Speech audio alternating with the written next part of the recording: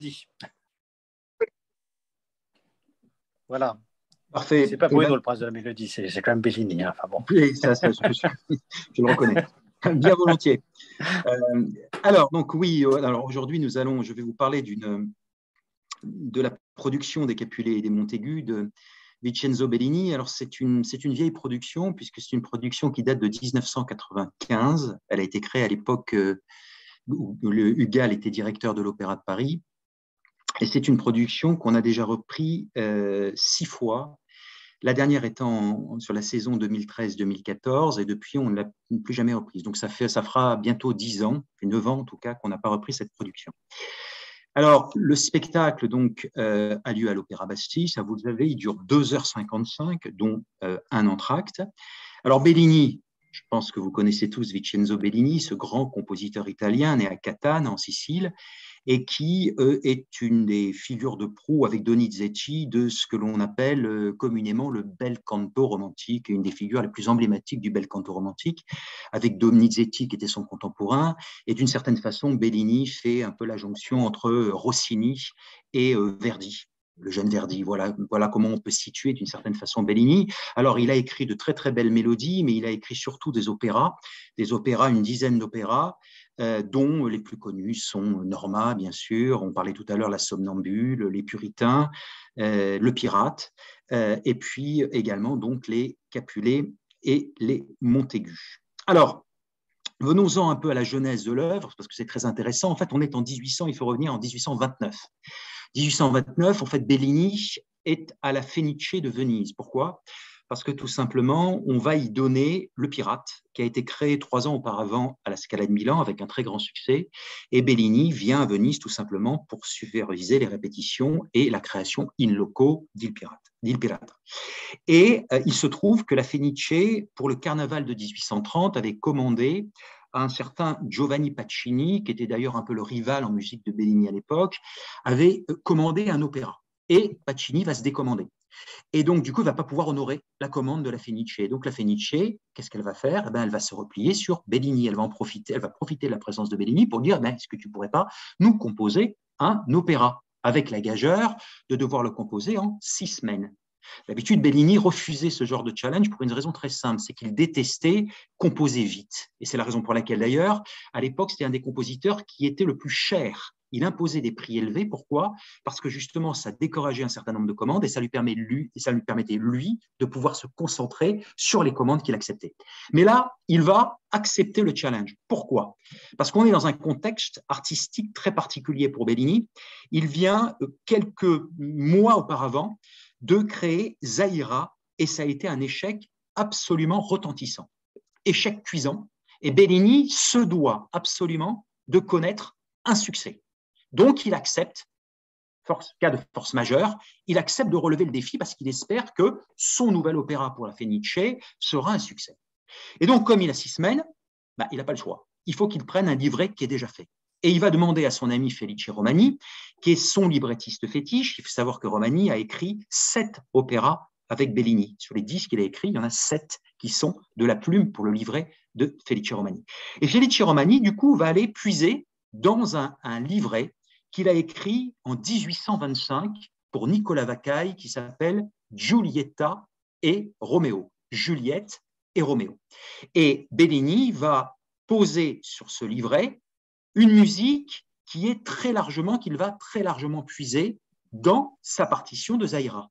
Sur les 11 numéros vocaux, 7 sont puisés dans Zaïra, et il y en a un, la romance de Juliette au premier acte, qui est une inspiration de son premier opéra qui s'appelle Adelson et Salvini. Donc sur les 11 numéros, vous en avez 3 originaux et les autres sont puisés dans des partitions antérieures.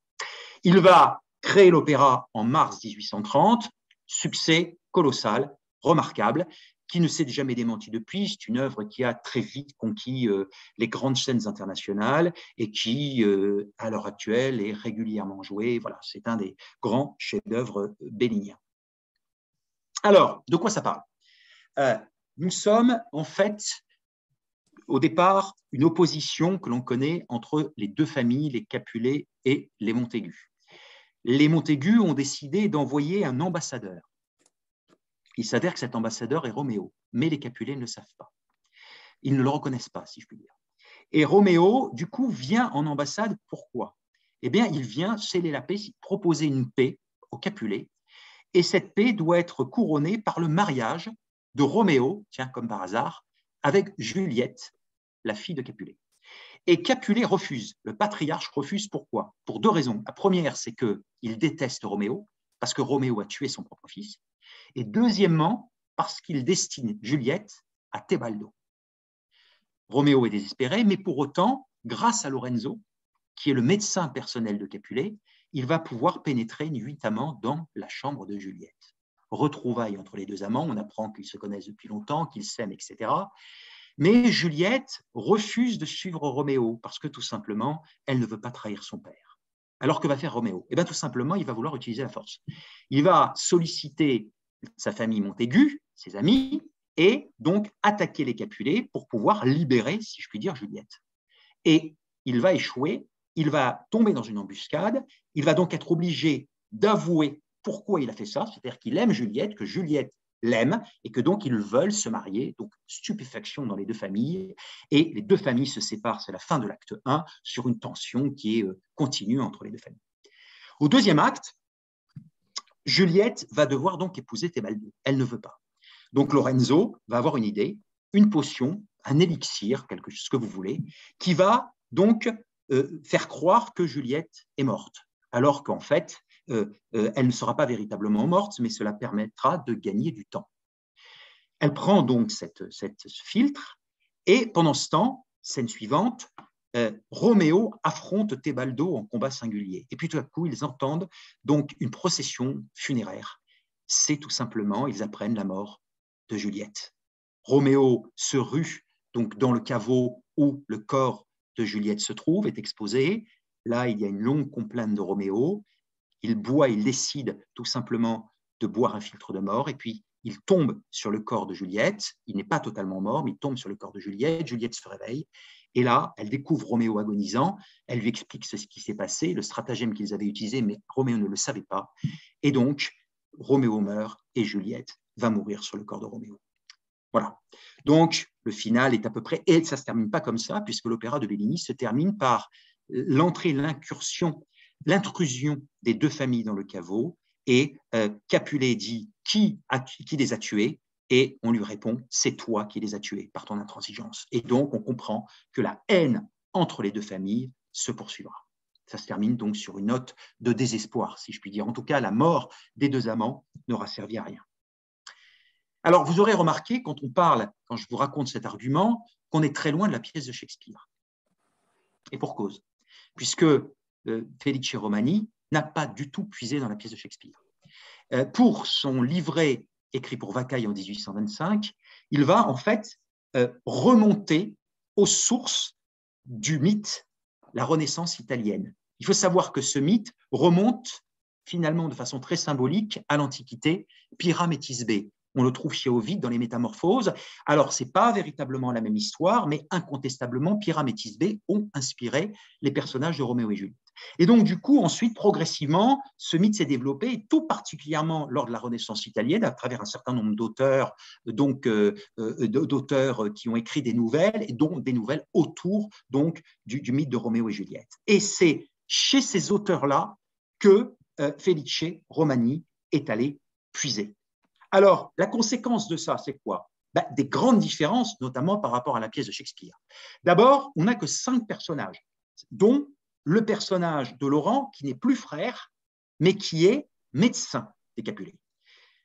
Deuxièmement, deuxième différence absolument fondamentale, c'est que le sujet, le nœud tragique des Capulets, c'est l'opposition entre les deux familles.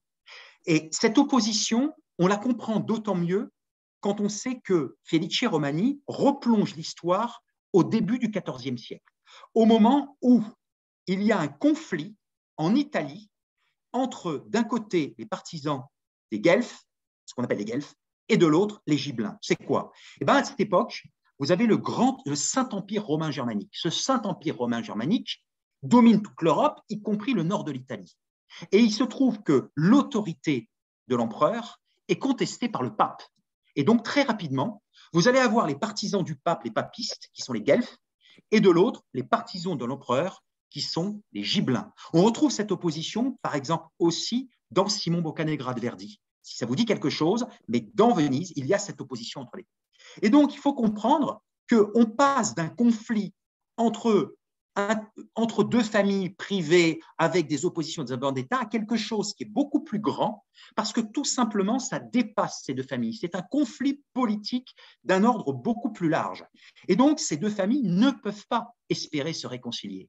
Et donc, il y a inéluctablement la tragédie court parce que ces familles ne pourront pas se réconcilier. Et d'une certaine façon, les deux personnages que sont Roméo et Juliette sont des pantins dans les mains, si je puis dire, de la tragédie, du tragique, du destin. Ils ne dominent pas, ils ne maîtrisent pas leur destin. Ils sont victimes du destin et du fait qu'ils ne pourront jamais s'accomplir, jamais s'aimer au grand jour. Ils seront obligés d'attendre la mort pour pouvoir s'aimer pleinement.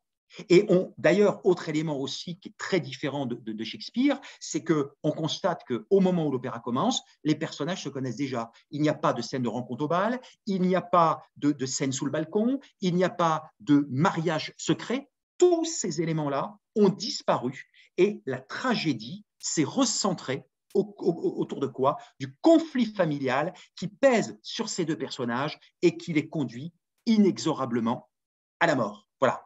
Donc, on est dans une conception tragique liée à cette opposition entre les deux familles. Ça, c'est très important de le comprendre. Alors, musicalement, qu'est-ce qu'en fait Bellini? Bellini, en fait, il va d'abord reprendre, il va reprendre les codes de l'opéra à numéro. Nous sommes dans ce que l'on appelle l'opéra romantique, le bel canto romantique. Donc, Bellini va respecter ces codes.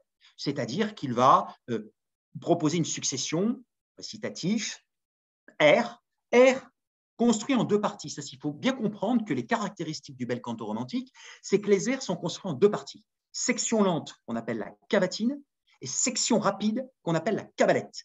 Et entre les deux, vous avez toujours ce qu'on appelle un tempo di mezzo, qui introduit le chœur, un autre personnage, etc., pour faire en sorte que l'air soit coupé en deux, que les deux sections ne s'enchaînent pas immédiatement, mais vous avez toujours ce tempo di mezzo. Mais en tout cas, la construction, elle est logique. Cavatine, section lente, cabalette, section rapide. Vous n'avez que deux passages chantés où il n'y a pas de cabalette, il n'y a qu'une section lente, c'est ce que l'on appelle des romances, c'est la merveilleuse romance de Juliette au début, le premier tableau, le deuxième tableau du premier acte, et puis la romance de Roméo dans le caveau, qui est merveilleuse, où là, il n'y a pas de section rapide. Sinon, tout le reste est construit en une section lente, cavatine, et section rapide, cabalette. Alors, comme je vous le disais, ces numéros sont essentiellement repris dans la partition de Zaira et d'Aldelson et Salvini. Si ce n'est que, c'est important de le rappeler quand même, Bellini ne se contente pas de faire un copier-coller. Il retravaille sur la musique, sur la mélodie, pour adapter, bien évidemment, les airs au nouveau livret, bien sûr. Ça n'est pas du copier-coller. Il y a un vrai travail de Bellini. Il n'en demeure pas moins qu'il va puiser, comme je vous l'ai dit, dans ses partitions. Alors, on a donc cette idée donc de ces airs, ces récitatifs, ces duos. Il y a également aussi un ensemble concertant, un quintet, mais qui est en fait plus concertant parce que les 5 voix ne chantent pas ensemble, elles chantent successivement. Et puis, on a bien évidemment le chœur qui est présent dans la partition. Ce qui est très intéressant, et ça, vous devez le retenir, capital, c'est que dans les Capulet et les Montaigu, vous avez un travail dramatico-musical qui évolue du premier au deuxième acte. Au premier acte, vous avez en fait un climat typiquement romantique, dans la grande tradition Bellini, Donizetti, etc., c'est-à-dire avec des passages qui sont lyriques, des passages qui sont héroïques, avec une impétuosité romantique. On retrouve un peu tous ces ingrédients qui font le charme du bel canto romantique traditionnel. Voilà. Et puis, tout à coup, au deuxième acte, on change de climat, on change d'atmosphère. On arrive dans quelque chose qui est beaucoup plus stylisé, on se recentre sur les deux personnages et on est dans une esthétique qui emprunte beaucoup plus au 18e qu'au 19e, qui emprunte à l'opéra seria. L'opéra seria, la grande tradition de l'opéra seria. À savoir que vous avez du coup, au deuxième acte essentiellement, finalement une succession d'airs. Les récitatifs sont assez courts, on se recentre sur les deux personnages et donc l'évolution dramatique n'est pas liée aux enjeux, aux péripéties, mais à l'évolution des affectifs. c'est-à-dire des sentiments, la sensibilité des personnages traduite de façon admirable par Bellini. Et ça, c'est vraiment le propre de l'opéra seria du XVIIIe siècle. Handel fait comme ça.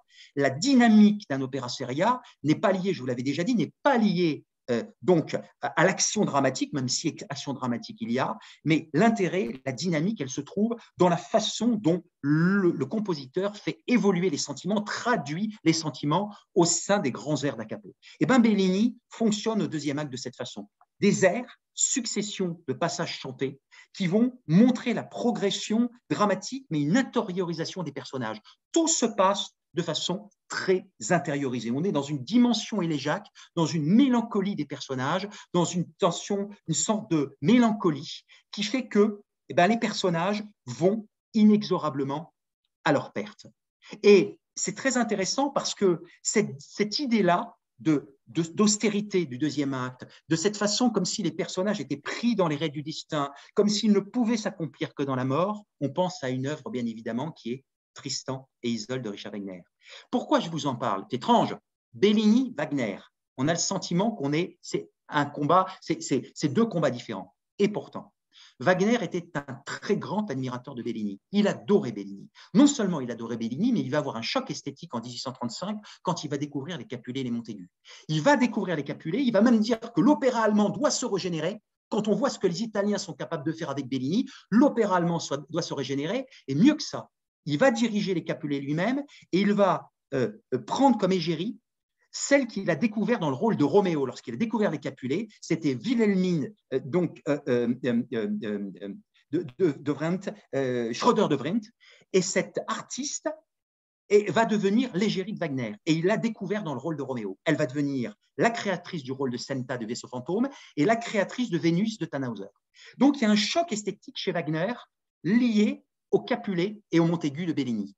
Et incontestablement, il va emprunter à Bellini cette idée justement de l'inexorable, de ces personnages qui, d'une certaine façon, ne peuvent s'accomplir que dans la mort. Cet amour qu'ils éprouvent, ils ne peuvent pas le vivre au grand jour. Seule la nuit protège leur amour. Ça, c'est absolument fondamental. Cette thématique-là, on la retrouve dans Roméo, on retrouve aussi la thématique du chiffre, etc. Donc ça, c'est très important. Pourquoi je vous parle de ça? Parce que on bascule au deuxième acte, je vous le dis, dans quelque chose qui est de l'ordre de la mélancolie, de l'élégie mélancolique, extrêmement poétisée. Et comment Bellini va traduire ça? Ça, c'est révolutionnaire. Ça fait l'originalité de Bellini, il est le seul à faire ce qu'il fait.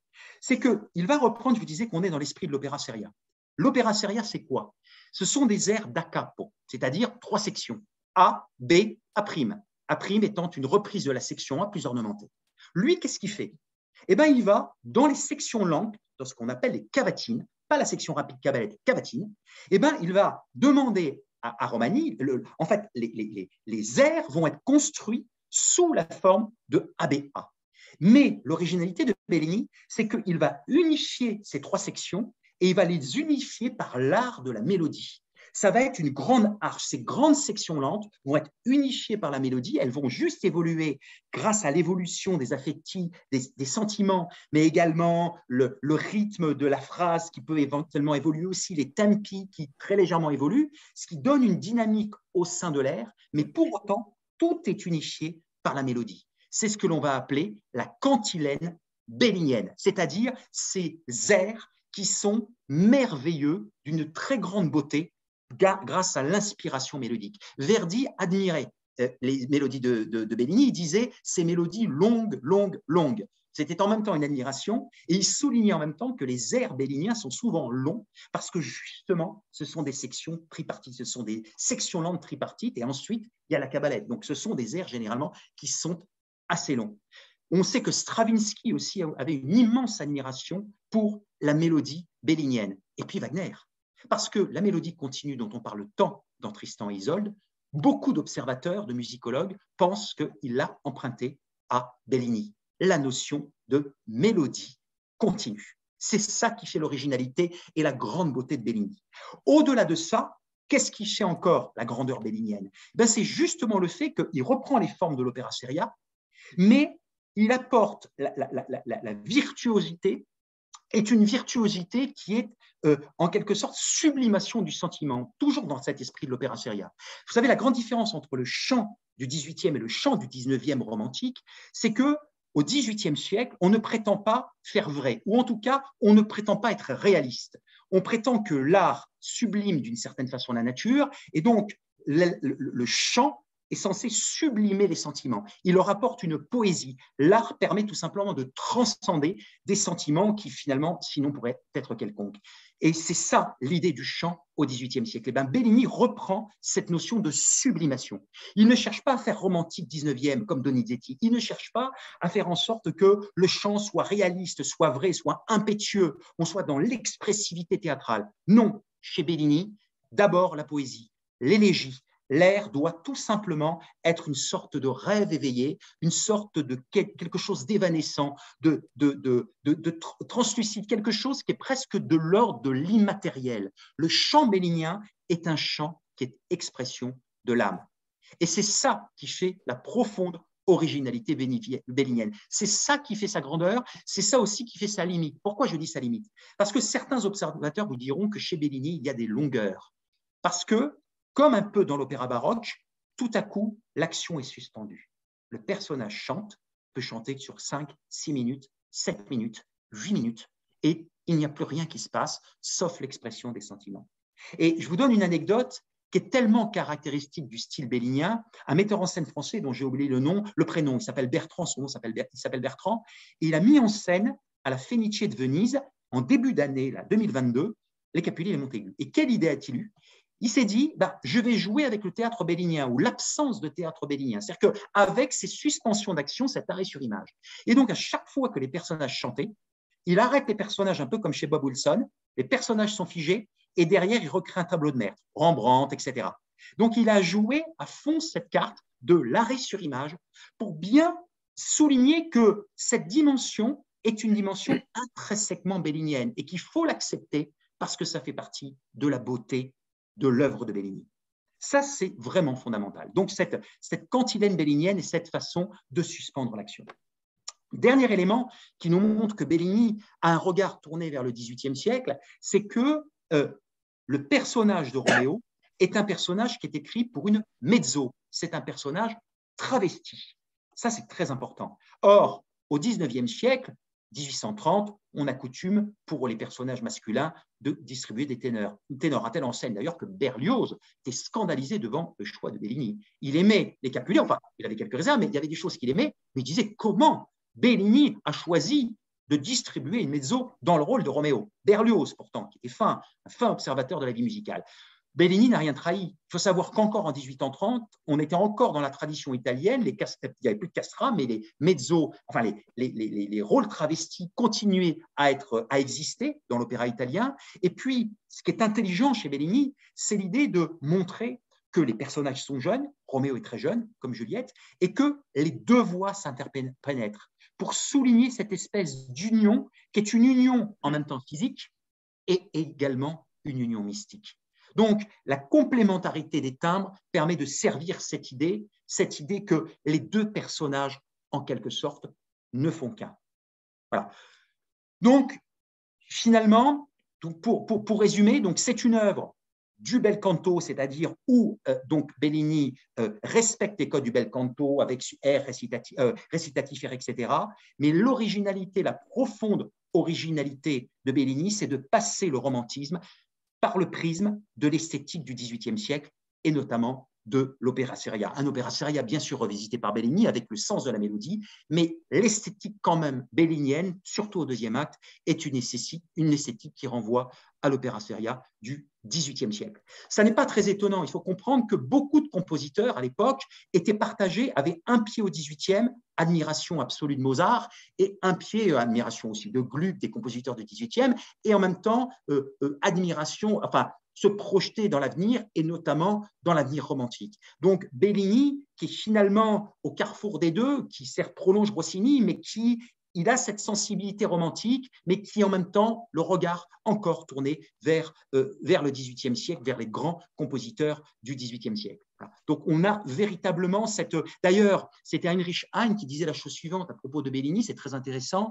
il le qualifiait de soupir en escarpin. Voilà. Parce que toute la personnalité de Bellini renvoyait à quoi? À une forme d'élégance, à une forme de fragilité, mais en même temps quelque chose d'un peu désuet. C'est ce qu'il dit, quelque chose d'un peu désuet. Comme si, je le répète, Bellini était pas totalement un homme de son temps. Il était un homme de son temps, mais avec une forme de mélancolie qui le projetait ou qui le ramenait vers le siècle précédent, parce qu'il y avait des compositeurs qu'il admirait profondément, dont, je le redis, Mozart. Voilà ce qu'on peut dire globalement, ce qu'on pouvait dire pour cette partition des Capulet et des Montaigu. Alors, au niveau de l'orchestration, quelques mots quand même sur l'orchestre. On a coutume de dire, assez justement d'ailleurs, que Bellini n'est pas un très grand orchestrateur. En fait Bellini n'est pas fondamentalement intéressé par l'orchestre, comme pouvait l'être Berlioz, Wagner, etc. Ce qui importe à Bellini, c'est la voix, de mettre la voix à nu, de faire en sorte que la voix soit première, parce que c'est elle qui, d'une certaine façon, porte le théâtre. Donc, qu'est-ce qu'on retrouve dans l'orchestration bellinienne? Finalement, cette sobriété qui est typiquement mozartienne, finalement. Sobriété, économie de moyens au service de l'expression poétique et théâtrale la plus pure, d'accord, avec quelques arpèges, avec des pizzicati à l'orchestre, et puis finalement ce dialogue extrêmement intime entre les personnages et un instrument, deux instruments, d'une vision extrêmement chambriste. Par exemple, l'air de Juliette au premier acte, c'est un exemple absolu. Le corps obligé qui ouvre et puis ensuite qui est relayé par la harpe, c'est typiquement du Bellini dans le texte. C'est l'orchestration bellinienne. Voilà. Donc, une orchestration au service, avant tout, finalement, du chant, de la voix, qui est poésie. Alors maintenant, vous allez me dire, qu'est-ce qu'en fait Robert Carsen? Robert Carsen, on le connaît bien, on en a déjà parlé, donc on ne va pas y revenir, très grand metteur en scène canadien. Il va se montrer extrêmement sobre, si je puis dire. Il est toujours, mais d'une grande élégance, mais certains qualifieront sa mise en scène de conventionnelle, alors au bon sens du terme. C'est-à-dire qu'il ne va pas essayer de chercher midi à 14 heures. Il va être au service de la tragédie, de l'épure bellinienne, donc il faut faire sobre, il faut faire simple. Donc qu'est-ce qu'on va y trouver? On va y trouver un décor qui est fait de parois qui pivotantes comme ça, ou de parois qui se déplacent et qui délimitent différents espaces, que ce soit une église, avec des bancs, que ce soit une chambre, que ce soit un caveau, etc. Donc voilà, une conception assez simple, mais en même temps assez efficace. Et puis, ces parois ressemblent comme deux gouttes d'eau à l'architecture de l'Opéra Bastille. On sait qu'il nous a accoutumés à ça, Carsen. Dans, par exemple, les contes d'Hoffmann, il s'inspire de Garnier. Dans Capriccio, on retrouvait Garnier. Là, on va retrouver un peu l'architecture de Bastille. Pour le reste, le décor est habillé de lumière, deux lumières dominantes, deux couleurs dominantes, le rouge et le noir. C'est Stendhal. Le rouge pour les Capulet, le noir pour les Montaigu. Les costumes, même chose, rouge et noir, contraste entre les deux, avec en plus des costumes qui sont plutôt de facture historique, stylisés Renaissance, on va dire Renaissance, ou en tout cas de cette époque. Voilà, pour qu'on sache à peu près dans quel cadre on se situe. Voilà, il n'y a pas beaucoup d'autres choses dans cette mise en scène. Il insiste beaucoup sur la confrontation aussi entre les deux familles. C'est assez austère, c'est assez tragique comme le veut l'œuvre, mais c'est une mise en scène de belle facture et qui est surtout accessible à un très large public, très facile d'accès, très facile, enfin voilà, une lecture extrêmement facile. Pour la distribution maintenant, alors je vais vous proposer, parce que ça simplifiera les choses, de vous projeter, comme je fais souvent, un PowerPoint où vous verrez la distribution et la direction musicale.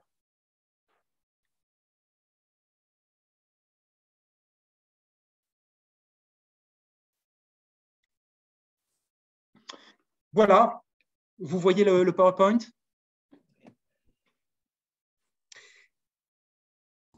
Oui, voilà. Oui. Alors, très bien. Alors, la direction musicale est assurée par Speranza Scapucci. C'est une chef italienne. Elle fait ses débuts à l'Opéra de Paris. Elle devait diriger il y a 2 ans dans COSI. Finalement, il y avait eu le Covid. Donc, c'est sa véritable première à l'Opéra de Paris. C'est une très grande chef d'orchestre, de la génération montante de la direction d'orchestre. Et Speranza Scapucci a la particularité d'avoir été la première chef italienne à diriger l'orchestre de la Scala de Milan. C'était en début 2022. Et en plus, à diriger les Capulet et les Montaigu à la Scala. Comme un hasard, et le hasard fait bien les choses. Donc, c'est vraiment une très bonne chef d'orchestre que Speranza Scapucci. Dans la distribution, nous aurons donc Anna Gordiachova dans le rôle de Roméo, donc une mezzo qui est russe. qui était notre Ruggiero dans Alcina de Handel en 2014. C'est intéressant d'ailleurs de voir que succède, parce que c'est la deuxième fois qu'elle chante à l'Opéra de Paris, elle passe de Handel à Bellini. Je vous ai parlé de l'opéra seria, donc voilà, c'est très intéressant de voir qu'il y a une filiation entre les deux. Donc Anna Gorjachova, une très belle voix, qui chantera le rôle de Roméo. Dans le rôle de Juliette, Julie Fuchs, on la connaît bien. Julie Fuchs, qui était encore la folie dans la reprise de Platé que vous êtes allé voir. Donc, une artiste, une virtuose. Enfin, je pense que ce sera très bien pour le rôle de Juliette. Dans le rôle de Tebaldo, nous aurons Francesco De Muro. Et De Muro, donc, qui est ténor italien, la dernière fois qu'il a chanté chez nous, c'était en 2019 dans Les Puritains, Bellini. Il était Talbot, Arturo Talbot, Sir Arturo Talbot.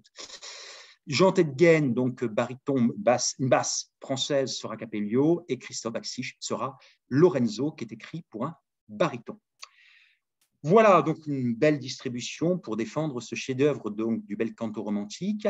Avant de vous passer un extrait, je vais vous passer même 2 extraits. Est-ce que vous avez des questions sur ce que je vous ai dit?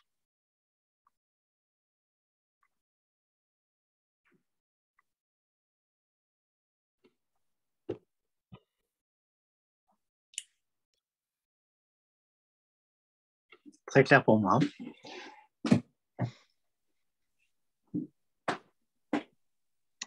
Très bien. Alors, je vais vous proposer 2 extraits. Le premier, donc le trailer de la production. Et puis ensuite, je vous ai ressorti une petite pépite. Ça dure 8 minutes. C'est l'air de Juliette dans la reprise de 2008, chantée par Anna Netrebko. Donc, le grand air, la grande romance du deuxième tableau du premier acte, parce que je pense que tout est résumé de l'art de Bellini. Voilà. Je pense que si on veut comprendre ce qu'est Bellini, on écoute la romance de Juliette, qui est absolument admirable. Je vous la ferai écouter du début jusqu'à la fin. Voilà. D'abord, je vous propose le trailer.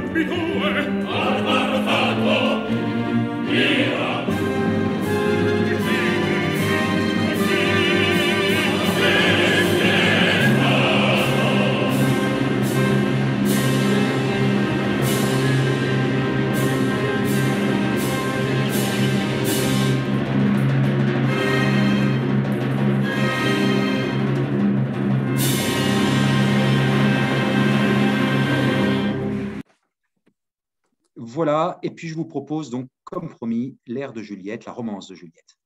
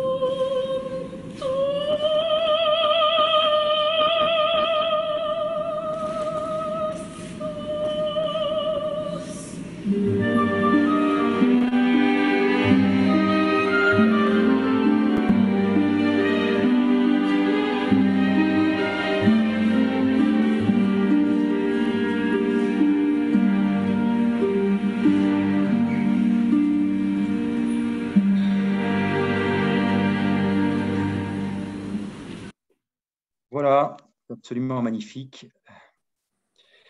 Superbe interprétation de Nanette Repko dans cette romance de Juliette au premier acte qui résume, me semble-t-il, est une merveilleuse synthèse du style bellinien, voilà, au niveau orchestral et au niveau vocal. Alors, pour votre information, Bruno, j'ai posté effectivement sur notre club opéra, alors non pas cette version-là, mais j'ai pris la version de Mariella Devia, oui. Qui était aussi tout à fait extraordinaire. C'est une merveilleuse, belle cantiste. Oui. Et effectivement, cet air est très très beau, effectivement, avec les corps et la harpe, c'est absolument merveilleux. Donc, je pense que c'est effectivement tout à fait, enfin, je veux dire, c'est la quintessence de la mélodie et de cet opéra. Oui, de cet opéra, tout à fait. Ouais. Absolument admirable. Alors, on n'a pas parlé beaucoup de Bellini lui-même, mais bon, les gens disent bon, Bellini, c'est pas très connu, hein, enfin, malheureusement, c'est pas très connu, c'est moins connu que Verdi, c'est moins connu que Puccini. Bon, il n'a fait que 10 opéras, ce qui était un opéra par an. En 10 ans, Verdi n'aurait fait que Nabucco, Hernani et Attila. Plus personne n'a entendu parler de Verdi. Oui, donc voilà, il est mort très jeune. Il est mort à 35 ans, sauf erreur. Oui, c'est ça. Et donc, si on n'en a pas plus entendu parler, bon, c'est aussi parce il est mort très jeune. Tout à fait, non, c'est juste. Et donc, c'était vraiment le héros romantique typique, pour le coup, Ouais. de la phase des grands héros. Et donc, bon, ben, voilà, sa notoriété, et malheureusement qu'à l'aune de ces quelques opéras qu'il a pu faire, Ouais. ce qui est bien dommage, parce qu'effectivement, on aurait pu imaginer tout un avenir extraordinaire d'opéra, mais bon, là, pour le coup, c'est une occasion ratée. Il est mort à Paris d'ailleurs. Il est enterré au Père-Lachaise. Oui, il est mort à Puteaux. Plutôt, oui, tout à fait. Il est enterré, oui, je voulais dire Paris. Oui, et il est enterré au Père-Lachaise, oui. Ouais. Mais c'est vrai, oui, c'est un formidable compositeur qui est mort très jeune. C'est vrai qu'il est mort très jeune et donc il aurait pu. C'est comme Bizet, hein. Bizet est mort très très jeune Ouais. Mais et donc il est mort voilà. de syphilis, non? Non, Bellini, non, il est mort. Non, c'était Schubert. C'est Schubert qui est mort de syphilis. Oui, mais je croyais qu'il était aussi mort non, parce que Bizet s'est noyé, mais. Oui, mais Bellini, en fait, il est mort d'un cancer de l'intestin et du foie. Ouais. Ouais. Non, il était. Alors pour le coup, Bellini, alors syphilis, je sais pas parce que je pense pas qu'il était très porté. Enfin, c'était pas. Bellini était. Non, son principal amour, c'était la musique et ses œuvres. Exactement. Et d'ailleurs, il suffit d'une fois. Hein. Ouais, oui, c'est très juste. C'est très juste. Et il avait un alter ego qui est Chopin. Hein. Puisque en fait, il y a une correspondance extraordinaire entre Bellini et Chopin. Quand on écoute les deux musiques, ce sens de la mélodie tous les deux, ils étaient très très proches. C'était de grands amis, hein, Bellini et Chopin. Et il y a vraiment une filiation incroyable à faire entre les deux. Il y aurait toute une étude, alors je ne sais pas si elle a déjà été faite, mais sur le style de Chopin et sur le style de Bellini. Il y a une formidable complémentarité. Dans cette idée finalement du classico-romantisme, ce que j'appelle le classico-romantisme, c'est-à-dire une sensibilité romantique, mais qui souvent passe par le filtre d'un certain classicisme. Et Chopin, c'est un peu ça aussi, même si à la fin, les compositions Chopin, on va vers un romantisme plus radical. On n'atteint jamais chez Chopin le romantisme, par exemple, de Liszt, ou pas l'outrance, mais l'originalité de Liszt. Liszt, on est vraiment dans un basculement authentiquement romantique. Chez Chopin, on garde toujours une structure qui est une structure très équilibrée, de même que chez Bellini, il y a cette dimension, cette combinaison entre le classicisme et le romantisme. Et ils ont une correspondance au niveau du sens de la mélodie. Ils ont un art de la mélodie qui est incomparable, tous les deux. Et donc, ce n'est pas un hasard s'ils étaient très proches. C'est des grands amis. Il y a eu une représentation des Capulet au TCE il y a quelques années, non, de mémoire? C'est possible. Je n'ai pas en tête la programmation. C'est possible. Mais j'ai pas.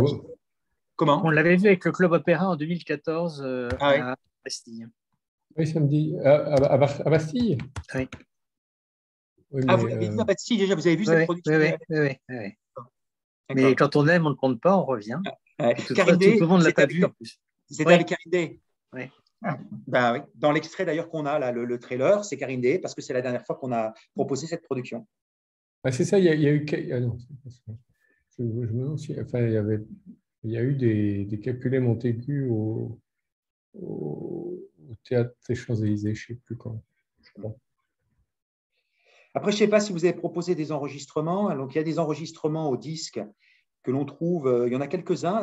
D'ailleurs, c'est une œuvre qu'on ne voit pas tant que ça. Enfin, pas tant que ça, non. Non. Et pourtant, il y a pas mal d'enregistrements qui ont été faits. Il y a un enregistrement avec notamment… Comment? Mouti, Balzac, Robert. Exactement. Il y a aussi donc avec Netrebko et Karancha. J'en ai noté plusieurs. Il y en a un aussi avec Mouti. Il y a aussi Roberto Abbado avec Casarova et Mei et Vargas. Oui, c'est bien aussi, oui. Ouais. Et il y en a un, mais version pour ténor. Oui, ça, non, Abbado, non. Abbado. Claudio Abbado. Mais ça ne le fait pas, je trouve, la version avec ténor. Oui, voilà. Et en fait, d'ailleurs, ça n'a pas de suivi. C'est-à-dire que c'est une version qui est parue en 68, je crois, et qui après n'a pas donné. On donne les Capulet toujours dans la version. C'est-à-dire qu'il a fallu en plus de ça réécrire un petit peu parce que les voix ne se mariaient pas bien. Exactement. C'était pas fait pour. Non, c'était pas du tout un succès. C'était pas du tout un succès. Je sais pas. Bon, on peut l'écouter je dirais non pas pour le plaisir, mais pour voir effectivement ce que ça peut donner. Mais ce n'est pas véritablement une œuvre de référence. Si ce n'est que, il y a quand même 2 artistes d'exception dans cet enregistrement. Il y a Renata Scotto, qui est quand même une Juliette magnifique. Et puis, il y a Luciano Pavarotti, qui était Baldo, accessoirement. Oui. Non, il y a Pavarotti qui était Baldo, mais en fait, c'est Giacomo Ragal qui chantait le rôle de Roméo. Mais on est d'accord, hein, de toute façon, c'est une version qui n'a pas eu de postérité, si je puis dire. Il y a eu un enregistrement et il n'a pas fait de petit. J'en ai une de 94, qui est au Covent Garden avec Riccardo Muti. Et dans les chanteurs, il y avait Agnès Balza et Grobérova. Oui, c'est ça. Celle conventionnelle. Hein. Voilà. 2008. Celle de 2008. Ah oui, parce que c'est indiqué 94. Ah, ben donc. 94. Ah bon, donc. Alors, peut-être que 94, c'est un live. Ce serait un live, ça? Ce serait. Parce que. Non. Ça n'a pas l'air d'être un live. Alors, c'est Imaï. D'accord. Bon, donc, non, c'est pas un live. Alors, c'est peut-être 95. Moi, j'avais 2008. Mais. Ah bon, je pense que ça doit être la même version. Ils ont peut-être dû refaire ça. Oui. Voilà. Alors, ce qui est intéressant, ce qui est intéressant, c'est que dans la version avec la version de Roberto Abbado, avec Casarova et Mei, ils proposent, donc il y avait également l'opéra de Vacaille, hein, donc Giulietta et Roméo, et en 1825. Et en fait, il propose également, il compare à la fin, donc les artistes Mei et Casarova ont également enregistré la scène du tombeau voulue par Vacaille. Et comme ça, pour permettre de voir les différences stylistiques entre les deux. Donc, c'est une originalité de cet enregistrement, c'est qu'il y a également la version Vacaille, en tout cas la scène finale de la version Vacaille. Oui, avec toute l'histoire autour de la Malibran qui avait trouvé que c'était pas très bien. Tout à fait. À Bologne, elle avait tout simplement demandé à chanter. Elle avait chanté justement, elle avait exigé de pouvoir chanter, revenir à la version de Vacaille pour la scène finale au tombeau. D'ailleurs, c'est une version qui n'a pas, là encore, qui n'a pas été très pérenne et on est revenu très rapidement au Bellini intégral. En fait. Mais c'est vrai que la Malibran avait exigé de pouvoir chanter l'air écrit par Vacaille. Parce qu'en fait, ce qui se passe, c'est que dans l'opéra de Vacaille, il y a, après l'intervention de Roméo, il y a un air de Juliette qui est extrêmement, qui est vocalisé en fait, qui est très technique et qui mettait du coup en valeur la Malibran, ce qui n'est pas du tout le cas dans la version de Bellini, puisqu'on est dans l'austérité, ce que je vous disais, voilà, on n'est pas dans la recherche de l'effet vocal. Donc ça avait frustré la Malibran. Voilà. Voilà. Bien. Je ne sais pas si vous avez d'autres questions, remarques, commentaires. On a été nourris, si je peux dire. Ah oui. Là, les nourritures spirituelles et musicales ont fleuri. Oui, on se réjouit. Parfait. Bon, écoutez, merci infiniment, Bruno. Merci à tous d'avoir assisté à cette présentation. Et puis, comme d'habitude, c'est toujours un grand plaisir de vous entendre. Et puis, quelle que soit l'œuvre, j'ai l'impression que la passion est toujours là. Donc, c'est merveilleux. En l'espèce, c'est une très belle œuvre également. Et donc, on aura plaisir à écouter, à voir et à écouter cet opéra qui est quand même pas vraiment trop rarement donné. Hein. Mais bon, c'est vrai qu'il faut aussi les bons chanteurs pour ça. Et exactement. Je pense que ça sera le cas. Merci beaucoup à tous. Merci Bruno. Merci beaucoup. Et à la prochaine fois. Merci. Merci beaucoup. Au revoir. Au revoir, bonne soirée. Au revoir.